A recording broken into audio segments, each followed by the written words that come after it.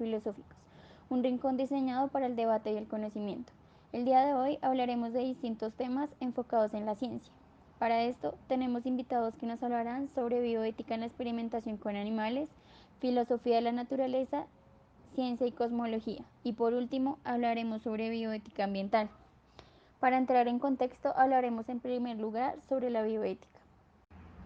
Desde una perspectiva global, la bioética trata de relacionar los juicios de valor con los hechos biológicos y se considera un conjunto de orientaciones filosóficas y metodológicas que guía los procesos y decisiones en las investigaciones científicas, sociales y humanísticas, con el propósito de alcanzar el bien. Para entender un poco más este tema, contamos con la participación de Noreli, quien nos hablará un poco sobre la bioética en la experimentación científica con animales.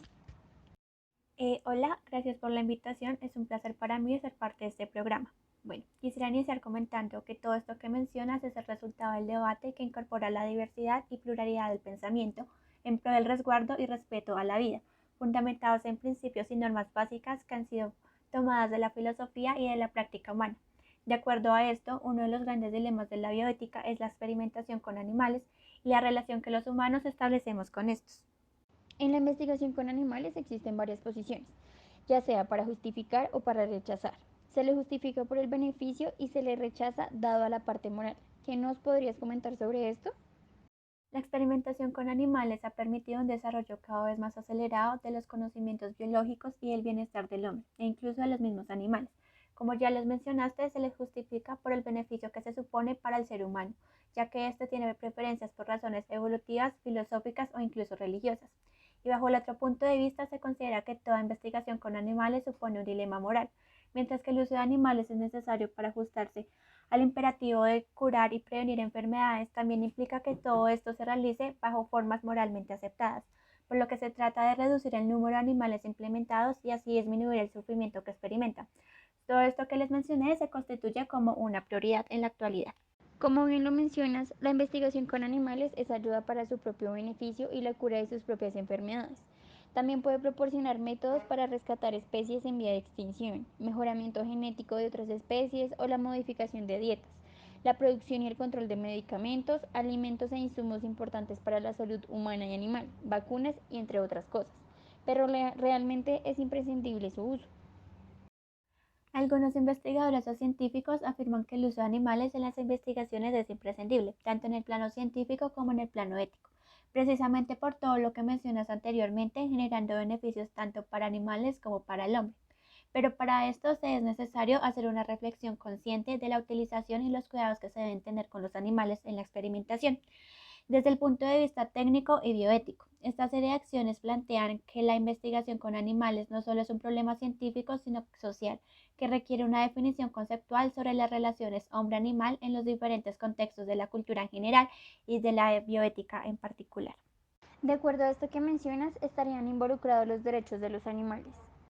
Sí, para esto se hablan en contextos ontológicos y axiológicos en donde se hace referencia al reconocimiento de los animales en su naturaleza y la creación de las circunstancias para que dicha naturaleza se exprese y se realice plenamente. Y también se hace referencia a la actitud humana frente al sufrimiento e implicaciones para una redefinición de los deberes y de los mismos derechos. Y en este caso, la bioética, al no ser solo una ética aplicada, permite la reflexión ética sobre principios dados en un campo especial del saber, sobre fundamentaciones, teorías y principios morales. Además, debe ser considerado como una disciplina que ha cobrado gran importancia en la actualidad, donde la ciencia se une con el gran avance tecnológico. Es por esto que el cuidado de los animales deberá tener un capítulo importante dentro de la bioética, tanto en el presente como en el futuro.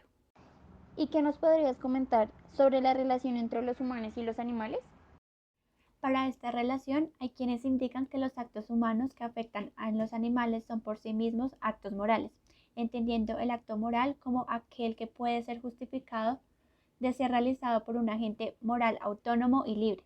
El debate sobre los derechos de los animales no es simplemente un debate de teoría moral, ni simplemente sobre la utilidad de los animales para la experimentación científica, sino de cómo los seres humanos y la ciencia han tenido en cuenta o no la naturaleza. Una de las características que diferencian al ser humano de otras especies es que es un sujeto ético. Esto quiere decir que está genéticamente capacitado para prever las consecuencias de sus actos, para hacer juicios de valor y distinguir el bien del mal. Así puede elegir libremente hacer lo uno o lo otro. ¿Qué tenemos sobre esto? Precisamente entre las preocupaciones éticas que han desarrollado al ser humano están el amor a la naturaleza, la defensa medioambiental y la preocupación por la biodiversidad y la bioseguridad. Bueno, y por otra parte, desde el punto de vista bioético, los animales no son por sí mismos sujetos de derechos ni responsabilidades, pero las personas sí tenemos responsabilidades hacia ellos. Los animales no son sujetos morales, pero sí son pues objetos morales. Para esto que mencionas, el derecho a la vida que les asiste a los animales con los que cohabitamos la tierra no puede ni debe reducirse a un simple asunto legal o a una disputa sobre lo cultural. El problema trasciende los estrados y las tradiciones y se instala en lo que desde la sostenibilidad se entiende como ética. Los investigadores que hagan objeto de observación científica a los animales están obligados moralmente a tener hacia ellos tres tipos de actitudes. El primero es el respeto, evitando cualquier tipo de acción o actitud abusiva, prepotente o despectiva. El segundo es el afecto hacia aquellos seres que comparten con nosotros el misterio de la vida. Y el tercero es gratitud, por la importante ayuda a su trabajo de investigación. Estoy completamente de acuerdo con esto que mencionas, pero no solo es deber del investigador, sino de todos los que en determinado momento de nuestras vidas hemos sido o somos beneficiarios de estos resultados de la investigación, ya que la ciencia, con su actual desarrollo, ha demostrado las similitudes e identidades corporales y genómicas entre las distintas especies biológicas. Sí, la ciencia nos enseña el valor de la preservación de las especies biológicas y el alto valor para el interés humano. Tiene la integridad de los ecosistemas y, como ya es afirmado, los animales son como nosotros, seres vivos pertenecientes a la naturaleza. No existe ninguna diferencia cualitativa radical entre el hombre y los demás seres vivos. Todos somos la suma de las células que funcionan coordinadamente. En el caso de los animales, ellos también tienen autoconciencia, son capaces de sentir y de sufrir del mismo modo que los humanos. Bueno, ya para ir culminando, quisiera que nos comentaras algo sobre el principio de las tres R's. Claro, se han propuesto estrategias en el uso de animales en la experimentación.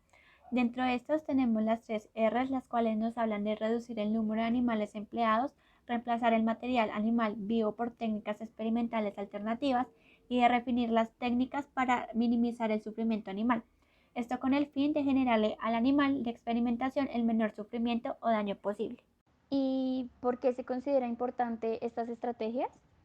Reconocer la importancia de la aplicación de estas estrategias implica la expresión de virtudes y valores que, por otro lado, garantizan la calidad y la validez de la investigación, hecha por mejores seres humanos, pues el ejercicio también promueve una conciencia más respetuosa de parte del investigador. Estos principios han sido adaptados para su aplicación a través de normas bioéticas en diferentes países del mundo. Claro que sí, entiendo. Y a partir de esto se reconoce su importancia, ya que implican la expresión de virtudes y valores que por otro lado garantizan la calidad y la validez de la investigación hecha por mejores seres humanos, pues el ejercicio también promueve una conciencia más respetuosa de parte del investigador. Y bueno, como muchos temas filosóficos y biológicos, este tema es de gran controversia. Muchas gracias por compartir con nosotros este tema de gran importancia. Ahora quiero darle la bienvenida a nuestro segundo invitado. Martín, bienvenido a nuestro programa y muchas gracias por aceptar esta invitación. Bueno, buenas tardes. Les agradezco mucho por invitarme a este gran programa. Bueno, hoy les hablaré sobre el significado de la cosmología científica. Entonces, me dirán qué significa eso. Pues bueno, la cosmología constituye una rama clásica de la filosofía tradicional. Esto es conforme a una partición bien conocida en los grandes ámbitos, como en el hombre, la naturaleza y Dios. Entonces, de la totalidad de la realidad se hizo habitual que hasta cierto punto como articular así la llamada la filosofía sistemática en tres grandes partes, que se encuentra la antropología o psicología. También está la filosofía del hombre, ¿no? Y la filosofía natural o cosmológica, que es la filosofía de la naturaleza. Y la teleológica, que es la filosofía sobre Dios. Entonces, varias personas han pedido peticiones. ¿Qué piensas al respecto? Claro, esta partición, no obstante, se hizo controvertida en el desarrollo de la ciencia moderna. Esto puesto que un efecto indudable de este desarrollo fue la convicción de que al menos algunos de estos campos de indagación habrían sido arrebatados de la competencia de la filosofía pensando hacer competencia de la ciencia. Entiendo. La tendencia general que se daba era reemplazar la filosofía. Explícanos mejor sobre esto, por favor. Sí, claro, de todos modos se daba una tendencia general, incluso entre estos últimos. Admitir que la ciencia habría reemplazado a la filosofía en la indagación de la naturaleza, en otras palabras, para ellos la distinción más importante entre ciencia y filosofía venía representada pues por el hecho de que la ciencia extendía su competencia en la totalidad del mundo, ya sea material, mientras que la filosofía conservaba como, sí, como su competencia respecto al mundo espiritual. Eso también incluía a partir del hombre y obviamente a Dios. Sí, cuéntanos más sobre la filosofía de la naturaleza. Sí, claro, mira, lo que es interesante en el desarrollo arriba, embosado en el hecho de que no ha surgido. Hasta hay una época muy reciente, ninguna doble calificación como para la cosmología, mientras que encontramos la filosofía de la naturaleza que está pues contrapuesta, ¿no? Entonces con las ciencias naturales, la psicología filosófica, estas dos están contrapuestas con la psicología experimental. Entonces la teología tradicional o la teología positiva, también la antropología filosófica, eso abarca diversas formas de antropología científica. Entonces, con base a esto, no hallamos algo como una cosmología científica en composición a una cosmología filosófica. Oh, ya veo. Entonces la filosofía de la naturaleza, por decirlo de alguna manera, está dividida con las ciencias naturales y la psicología filosófica. Sí, claro, mira, todo esto es teniendo presente esta distinción que podemos comprender por qué la filosofía de la naturaleza y la cosmología, aun siendo ambas originalmente partes de la filosofía, no han evolucionado del mismo modo respecto a su relación con la ciencia y bueno, con la ciencia moderna prácticamente. De hecho, esta última puede ser considerada como la continuación del estudio de los entes materiales, entre comillas, ya que habría sido como la tarea filosófica natural. Entonces, todo esto he llevado a cabo adoptando como las prescripciones metodológicas que, bueno, abarca diferentes, entre las cuales eran fundamentales como la delimitación del objeto de la indagación a ámbitos como circunscritos de fenómenos observables y también la abstención de generalizaciones metafísicas. Con respecto al tema tratado, ¿qué nos podrías decir al respecto de las investigaciones de los científicos? Ya que han habido inconvenientes o han surgido varias discusiones sobre este tema a tratar. Sí, naturalmente. Esto no impidió que los científicos realizaran generalizaciones, que se hayan planteado preguntas o hayan surgido como teorías individualmente. Entonces, esto tenía como un sabor cosmológico. Entonces, por eso sucedía en el cuadro de disciplinas científicas, ya sean específicas, sin que se evocara la noción del universo. Entonces, hablando concretamente, tales perspectivas se propusieron en astronomía y en mecánica celeste. Entonces, pero bueno, también en estos casos la perspectiva cosmológica se restringía a la cuestión limitada del origen de los sistemas astronómicos. De este, la acumulación de materia preexistente y desorganizada sujeta a las fuerzas newtonianas. Sí, naturalmente. Esto no impidió que los científicos realizaran generalizaciones, que se hayan planteado preguntas o hayan surgido como teorías individualmente.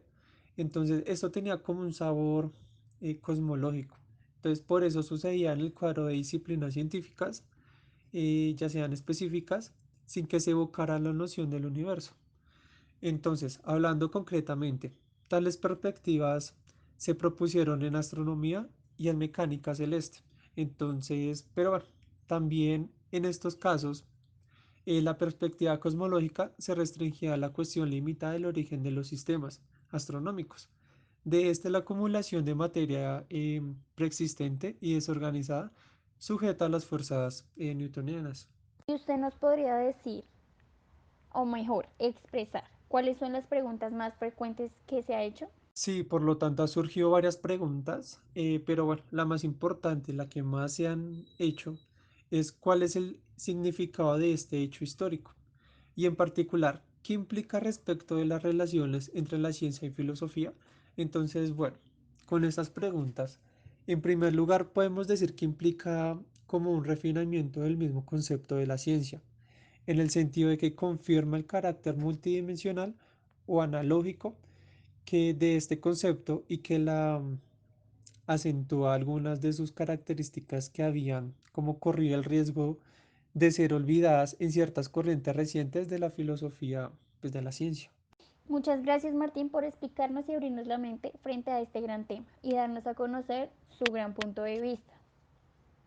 Ahora bien, como sabemos, la interacción de la sociedad humana con la biosfera suscita problemas y cuestiones que solo hasta nuestra época empiezan a cobrar un grave significado.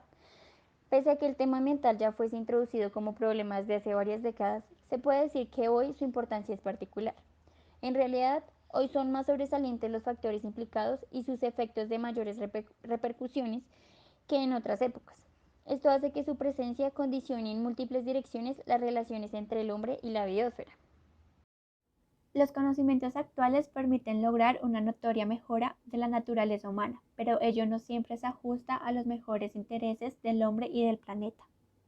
Pese a esos conocimientos, el aire tiene una mala calidad, situación que ha empeorado en las grandes ciudades, ya que allá la contaminación se ha convertido en un gran problema que disminuye las expectativas de vida de sus habitantes. El agua en muchos sitios está contaminada. El ruido altera el cotidiano vivir y el rendimiento laboral óptimo. Los recursos no renovables se van extinguiendo gradualmente y existe una especie de despreocupación acerca de desarrollar los recursos renovables. Sí, eso se evidencia sobre todo en culturas latinoamericanas, ya que están en vías de desarrollo. Claro, y esto se debe a que están siguiendo el ejemplo de expansión marcado por los países del viejo mundo hace décadas y cuyos resultados finales están a la vista, en lo que a ecología se refiere. Existe una verdadera ceguera y sordera ante la experiencia anterior de otros países que ya han emprendido un camino inverso de cuidados en la naturaleza. Por otro lado, está visto que la presente crisis medioambiental refleja el fracaso de los métodos tradicionales para desarrollar una visión consciente y adecuada de la relación humana con la naturaleza. Totalmente cierto eso que dices. Según Callahan, quien tiene tres posturas clásicas para una consideración de la naturaleza en relación con el ser humano. Una de estas tres posturas se llama el hombre como ser independiente de la naturaleza, donde expresa que es notorio que la naturaleza debe ser conquistada a toda costa. ¿Esto qué quiere decir? Que el hombre está en nuestro planeta para dominarlo, para crear cultura y a través de ella manipular a la naturaleza para sus propósitos, o lo modela o lo transforma lo que es apetecible para sí. Si existiera algún límite para la explotación de los recursos, esto no sería establecido por la propia voluntad del ser humano, sino porque la naturaleza tendría la capacidad de defenderse ante un curso normal que pusiera en peligro su estabilidad. Por último, el hombre pertenece al ecosistema como también las demás especies. El modo de pertenencia no es el mismo que el de las demás especies. ¿Por qué? Porque considerando al hombre como fruto de una evolución biológica, su pertenencia al ecosistema tiene elementos sustanciales que lo distinguen en modo radical de las demás especies del ecosistema. Con esto damos fin a un programa más. Muchas gracias por acompañarnos en este espacio diseñado para el conocimiento de la ciencia visto desde diferentes ángulos. Este fue un programa más de 21 minutos filosóficos. Esperamos que les haya gustado. Hasta una próxima ocasión.